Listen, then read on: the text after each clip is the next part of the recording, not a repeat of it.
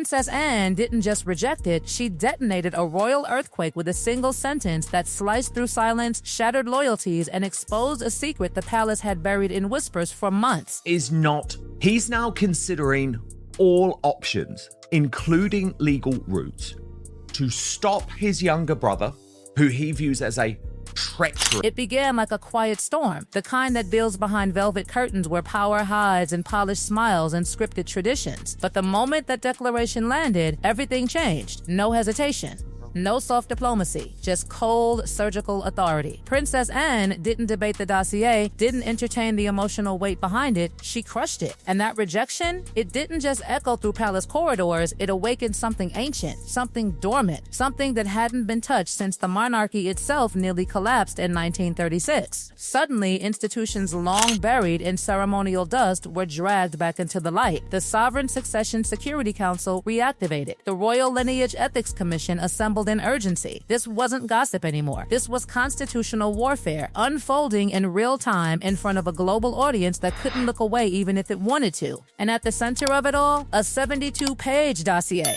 Signed, sealed, delivered from across the Atlantic. Every page dripping with desperation, precision, and something else, fear. Inside were paternity tests, sworn declarations, ultrasound images, every possible attempt to shut down doubt before it could breathe. But instead of silencing the storm, it fed it, because what Anne saw, or perhaps what she refused to accept, turned proof into suspicion. Phones across Whitehall lit up like wildfire. Emergency messages, urgent summons, and before the public could even process the shock, the monarchy had already moved into containment mode. By lunchtime, figures who hadn't stepped into royal matters for decades were suddenly walking through Lancaster House, retired intelligence analysts, forensic experts, legal minds who understood one thing: this wasn't about family anymore, this was about survival. Then came the next move, and it stunned even those who thought they'd seen everything. Anne didn't keep this behind closed doors. No quiet cover-up, no discreet royal handling. She brought it into the open, public scrutiny, forensic detail, legal exposure. The Royal Lineage Ethics Commission wasn't just formed, it was unleashed. 7 members, each one handpicked, each one carrying authority heavy enough to tilt centuries of tradition. And what they started uncovering? It didn't feel like coincidence, it felt like a pattern. Images.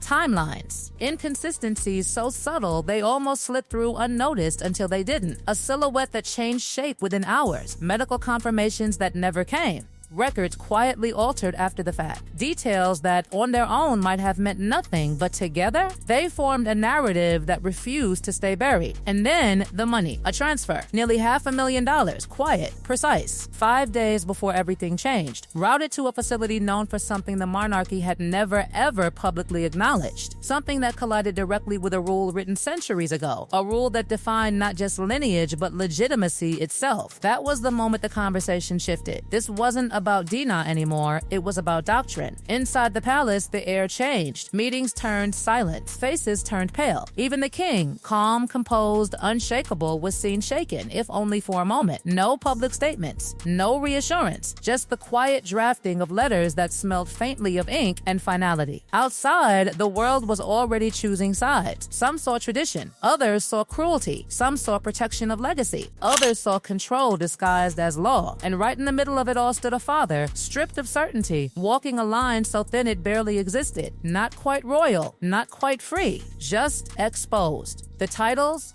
gone. The protection, gone. What remained was a decision no one had prepared him for. Accept the decree and live under its shadow forever, or fight it. Fight blood, fight history, fight the very institution that had defined his entire existence. And here's where it gets darker. Because while all of this unfolded in Britain, while councils met, evidence mounted, and decisions hardened, something else was happening thousands of miles away. A counter-narrative was forming, carefully, strategically, emotionally, and when it finally dropped, it didn't ask questions, it accused. A video, simple, stark.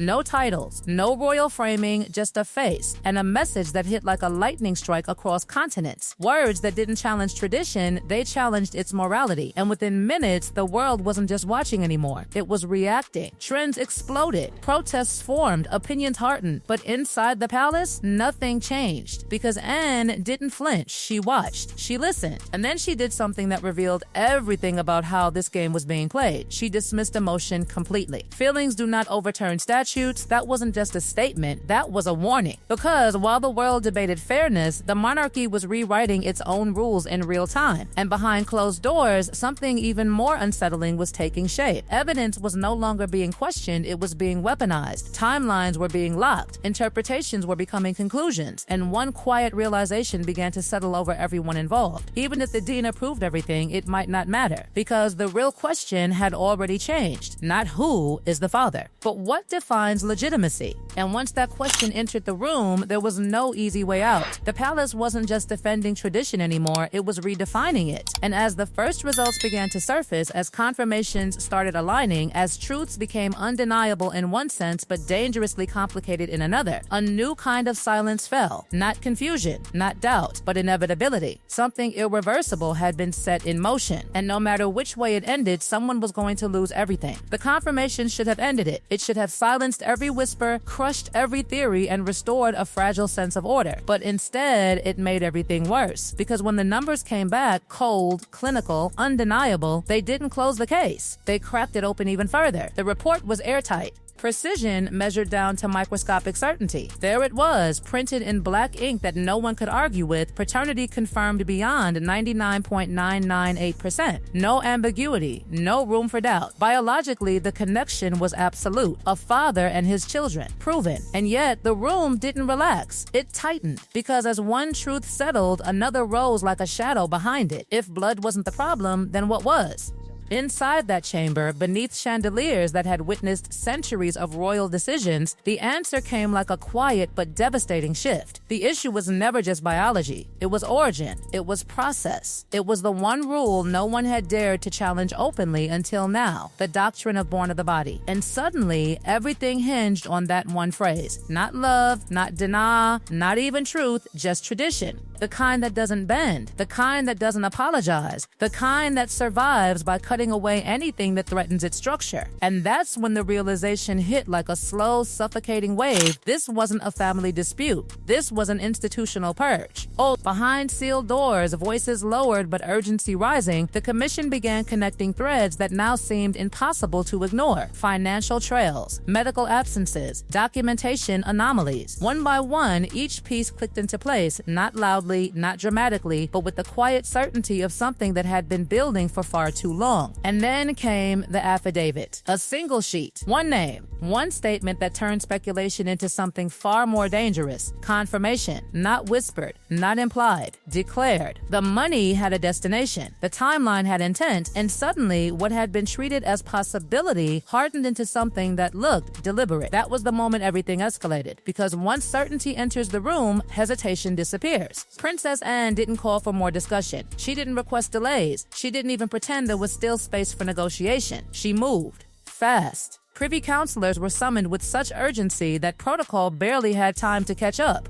Doors opened, papers slid across polished tables. Legal frameworks that hadn't been tested in generations were pulled forward like weapons ready for deployment. And within minutes, just minutes, the decision that would reshape everything was placed on the table. Suspension, not removal, not destruction, something colder, more calculated. A pause that carried the weight of exile without ever using the word. Because suspension doesn't just strip status, it isolates. It leaves you in limbo, close enough to remember what you were, but far enough to know you'll never fully return. When the king entered the chamber, the atmosphere shifted again. This wasn't just authority now, it was legacy walking into its own reckoning. Every line on his face seemed deeper, every step heavier. He didn't rush, he didn't hesitate, he listened. And then he signed. A single motion, a quiet act, but one that severed something far bigger than titles. Outside, the world was waiting for spectacle. Cameras poised, headlines half-written, anticipation thick in the air. But what they got instead was something far more unsettling. Simplicity. A statement delivered not from a throne, not from a podium, but from a quiet space that carried more weight than any ceremony could. Words that didn't scream, but cut. Duty over sentiment. Tradition over convenience. And perhaps the most painful truth of all, love doesn't override law. The reaction was instant, divided, explosive. Half the world saw strength, the other half saw betrayal. But inside the palace, none of that mattered, because the decision had already been made. And in a quiet cottage, away from the noise, away from the cameras, a different kind of moment was unfolding. No speeches, no advisors, just a man pacing.